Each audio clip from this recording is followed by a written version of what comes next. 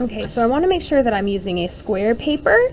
So if you have your paper, make sure that it is a square. This is a 9" by 9" square. And I'm going to fold it so that it creates 8 sections. So I'm going to fold it in half. And I want to make sure that my folds are really precise. So before you press it, make sure that it's really lined up. And you can press those creases down.